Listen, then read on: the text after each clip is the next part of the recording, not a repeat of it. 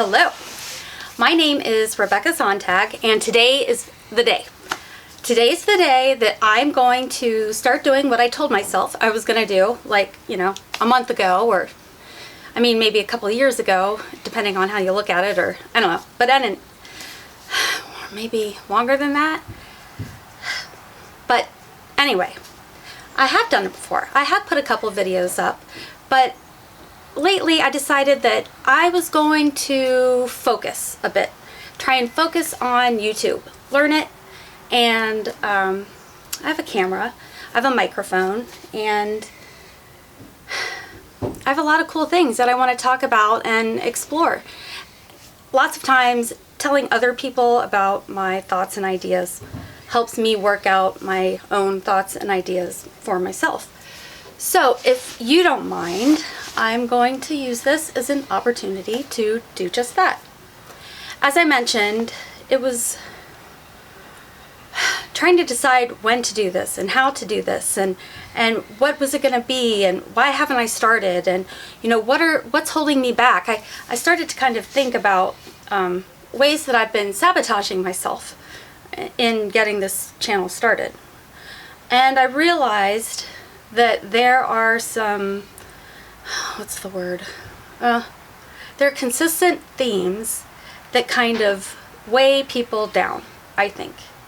And you could make a case for, hundreds of thousands of things. But I guess in this particular situation, I'm thinking of self-sabotaging sorts of things when it comes to getting a project started, or finishing a project that you've already started, or growing something that you've let stall, whatever the case may be. And I realized that the things that were holding me back were things that I could kind of articulate. And I took notes. I wrote some things down. Because I'm looking up, what do you do when you're starting a YouTube channel? And they're like, well, you need a brand. And I'm like, oh, if I don't have a brand, whatever. Like, the brand is me sitting in my basement telling you about things I think are cool, and telling you about ideas that I think are important sometimes. So that's kind of, whatever. And my name, I'm just going to stick with that. And, because you can get cards made one time, change your mind 1,000 times as to what you're going to do, and your name stays the same. So it's kind of a nice problem solver to unarticulated problems. But anyway, I wrote some things down. And, well, first an animal theme started to play out. I've always thought that, what are those things? Cliches. They're such nuggets of intense truth, yet they're tossed about so flippantly and so casually that people don't really appreciate the profound reality that cliches kind of convey if you break them open. And one of them is,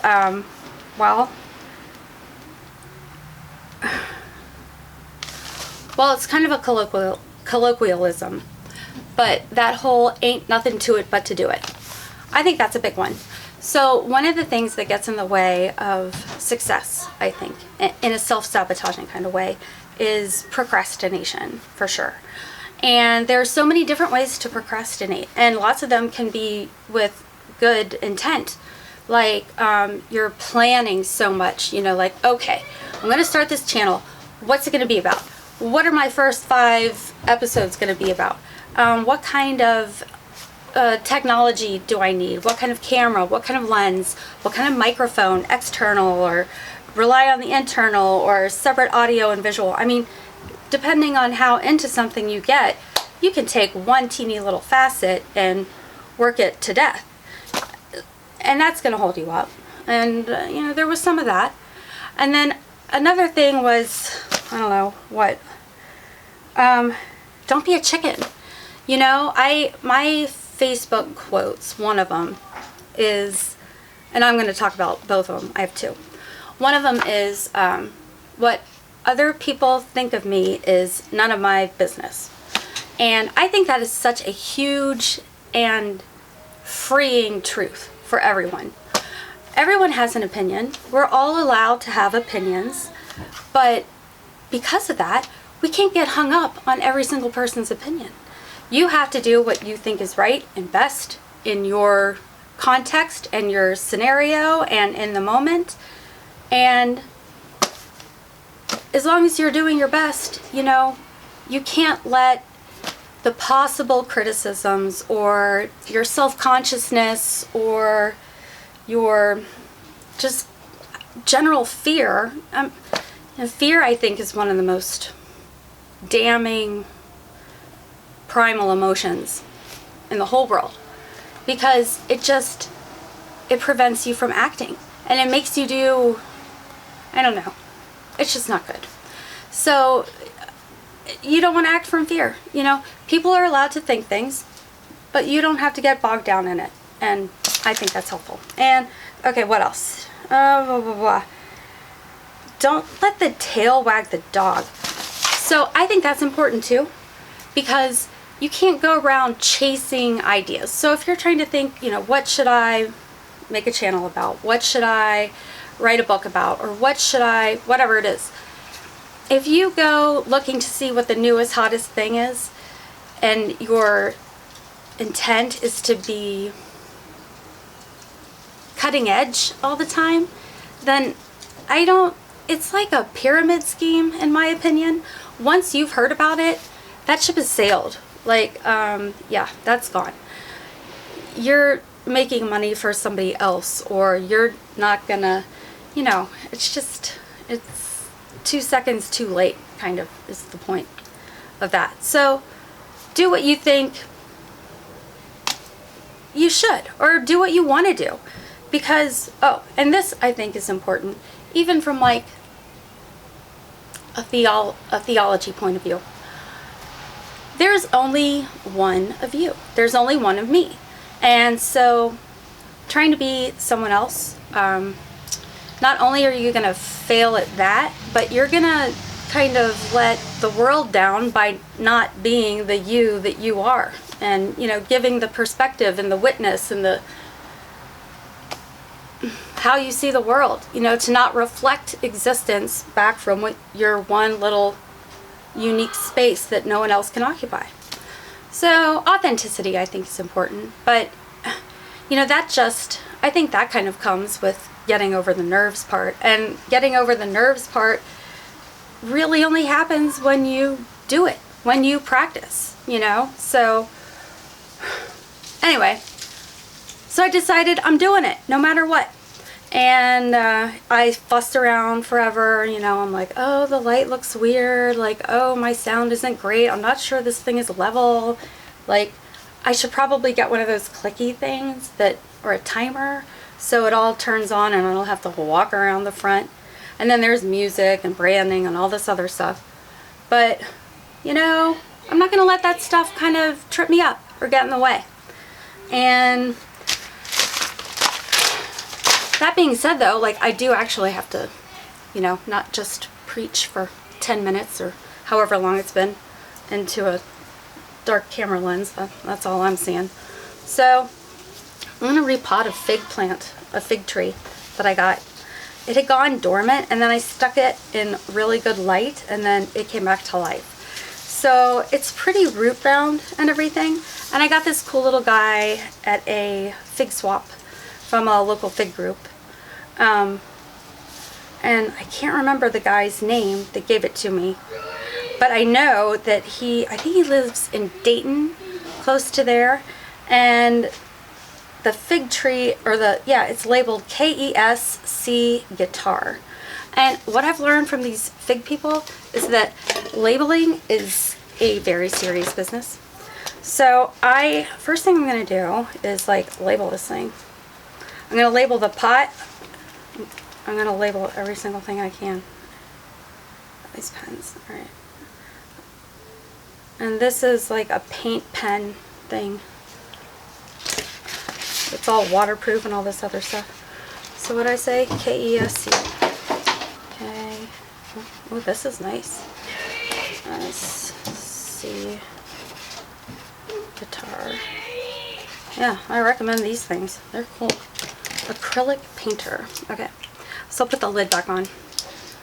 And then I'm going to make my own little soil mix, and it's not going to be fancy. It's very easy. What's this? Oh, it's that coconut coir, C-O-I-R. It's like more, what's it called? More sustainable than peat. And this is going to be equal parts of that coconut husk stuff. You can get bricks of it dehydrated from, wherever. And this is perlite. Perlite is, and equal parts by volume, not weight. You should probably wear a mask. That stuff looks terrible. Yeah, I looked it up and they're like, perlite is this, what did they say? Volcanic rock. I'm like, what do you mean by that? Is it basalt? What is it? But I guess some kind of igneous rock that gets heated and crumbled and exploded and burned. Man, that stuff is, you should wear a mask. And then the byproduct is perlite, and it's white and fluffy and porous, and this stuff is way too dusty. And then the other thing that you add an equal part of is vermiculite. Vermiculite is mined from the ground, and then I think they pound it up a little. And it's similar in mineral structure to like mica. And mica, if you've ever seen, oh my gosh, it's horrible. If you've ever seen like a mica lampshade, it's a rock. It's a mineral that's brown, usually, like, oh, almost the color of my bourbon that I poured because I'm nervous. But anyway, this mineral, it's kind of, it's translucent, so it lets the light through, and it can be kind of mined in sheets. So the way the mineral works is it's like flat panels that lay against each other. And the vermiculite is a little sparkly, which is kind of fun. I don't know. So anyway, equal parts of that stuff, but that stuff is sterile.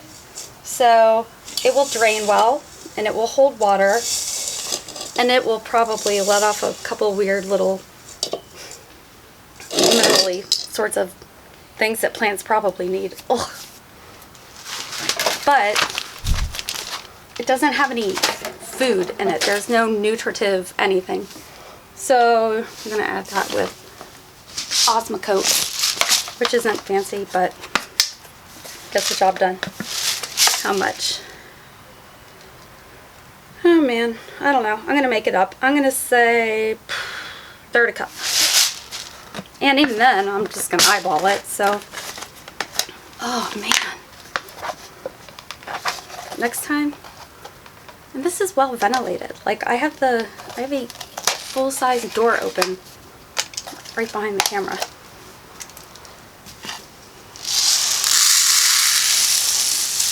There, that's probably too much.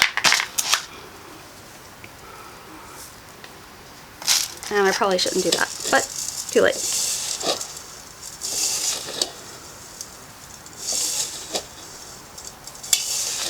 There. That looks fine. And anyway, it's a slow release fertilizer, so even if you screw it up a little, it's releasing slowly. It's not the end of the world. Okay. So let me double check my pot. KES, whatever. Oh, I should water it beforehand, but I'm not going to do that because I don't have the water. Alright, take him out. Oh, look at those roots. Untangle just a little. Loosen him up. Be careful though. I remember watching Martha Stewart, and she ruined me, by the way. Like, now I think everything has to be done. Anyway, I remember watching her do plants and I'm like, how can you gently tease out the roots and not break and kill things? But, I mean, you just gotta be a little careful. Like, kind of like undoing knots. And you don't have to do it all the way, but I'm sure it helps a little to free some of them, but you don't want to mess with it too much either.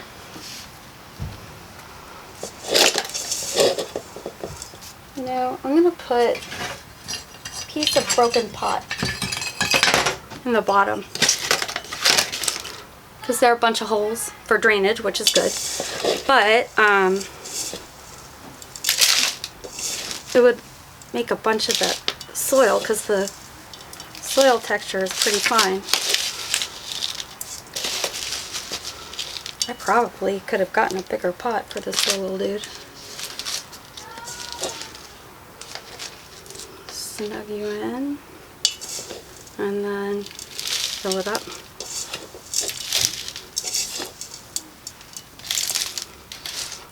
Nice thing about fig trees too is that I think they do, I mean, you need a node or something like that, but they root along the trunk. So if you fill the soil up a little high, that's my son, he's fine. It's okay. So now I just need to water that. I'll go get the water. I mean,